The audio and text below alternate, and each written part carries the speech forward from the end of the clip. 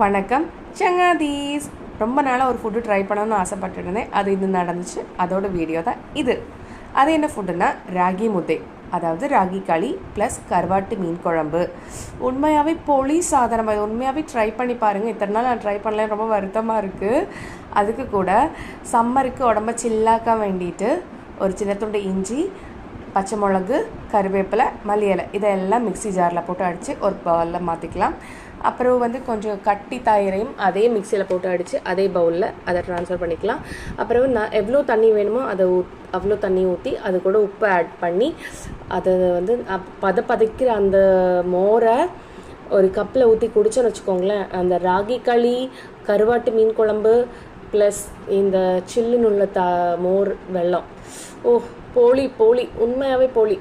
Try பண்ணி பாருங்கள். Thank you so much. பாய்.